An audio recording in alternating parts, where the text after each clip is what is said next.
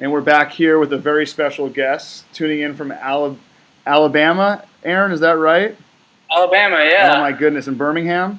It's in Birmingham. We have Aaron Brennan here from Viper, a friend of mine back in our Google days, and we both have taken the leap of faith and have joined startup companies. Aaron, thanks so much for coming to Liquid Talent TV. Oh, thanks for having me on. Awesome, man. Tell me a little about your path to Alabama. I know you had a pretty successful time at Google. Tell us what you're doing before Google, and then what you were doing at Google as well. Yeah. So before I worked at Google, I worked for a sort of startup. We were just sort of getting out of the startup range. A company called Demand Force, and basically what it was is it sat on top of a CRM system for a doctor's office, auto mechanic shop, where you go to get your prescription frames done, and basically sent out surveys and automated a lot of responses to remind you of appointments and stuff that was going on. And I did marketing for them, brand marketing, helping to build the brand. Before I came onto Google and worked with, sort of helped getting the Get Your Business Online team, which was going around the country giving away free websites and free marketing material and giving marketing presentations to a lot of small businesses, teaching them how online marketing really worked. From there, I moved over to the Google Plus team and helped grow the Google Plus team with a lot of our mutual friends, building Google Plus up to, I think it was about 400 million when I left. And then worked my way onto the Glass team before it was even live to any explorers, and helped launch the Glass product to explorers. Well, moving on to Viper in Alabama and your new role that you're working on. What is Viper? So Viper, what we are is a virtual interactive presence company.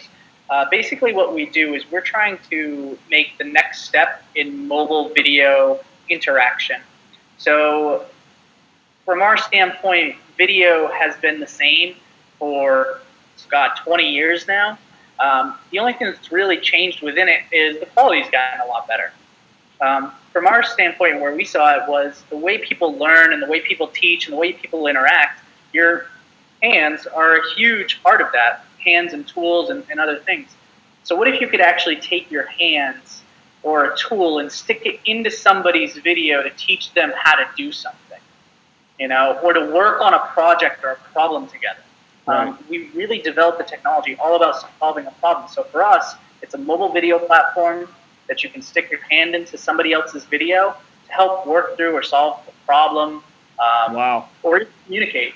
For us, it's really sort of the next step in how video is going to work, and I'm really excited to see where it goes. We have some great ideas of being able to reach into somebody else's screen and maybe interact with that screen or interact with a product on the other side. I mean, the sky's really the limit for where you can go for sort of virtual interactive presence. It is, and it seems like a very hot space, hot topic with the Oculus acquisition, of course, from Facebook, and where a lot of technologists see the future going, so much more interactive, so much more dimensional. Walk us through one or two kind of cool use cases that you've seen your product actually being used by its users, and what are some ones that kind of pop out of your mind for the technology? Yeah. So currently we've been mostly medical based, and we've been seeing it used to fix medical devices. So if there's a problem with a medical device, you can reach in and fix it. The other place we've been seeing some great use cases is automotive. So a person is out on the road, their car breaks down, they call their mechanic. Their mechanic has Lyme, and we do have a use case of this. The mechanic actually reaches in and shows them, like, oh, if you just hit this right here, tell me what this does when you touch this button and this button, or open up your hood, move this over to the left, let me see what's going on there, and interacting and engaging with their clients. We also have some great use cases that are coming down the pipeline. The Boys and Girls Club does a mentoring program where high school students teach younger students how to do things and help them with their homework. But they can't always be at the Boys and Girls Club. Sometimes they're stuck at a project at school, but these kids at the Boys and Girls Club still need help. So we're introducing Lyme. This Lyme is what we call our mobile video product. We're introducing Lyme to them to actually give the students the ability to reach back in over to the Boys and Girls Club and show these kids how to do math problems. If there's something else that they're working on, an English paper, they can point out, where in the English paper they think that sounds good, or where they would move something to. It's very interactive, Cool. and some great uses on how it's helpful. That's exciting. And it works on a bunch of different hardware: tablets, phones, Android, iPhone. So currently, right now, it's only on iOS. We've only launched it on iOS, but we do have plans to launch it on all mobile devices, all operating systems, as soon as we can. Great. What is your role at the company? So I'm director of marketing. Okay. What does a normal day or week look like for you? What are some of your goals, and what do you spend your time doing? So I spend a lot of my time crunching over numbers. How many people are visiting our website? Of these people that are visiting our website, what operating system are they using?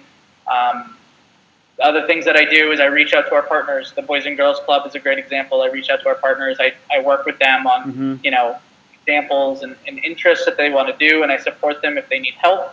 I work a lot with our AdWords team to make sure that AdWords are making it out to people. Yeah. But our ultimate goal is we want to get this in the hands of as many people as possible and really get it in the hands of our users and give us feedback on how to create a great product for them. We've sort of adopted the Google culture of we don't know more than our users. Our users are what drive us, so we want to hear what they're using it for. So a lot of what I do on a day-to-day basis is reaching out to our users, finding out how they're doing, what cool use cases have they done with it.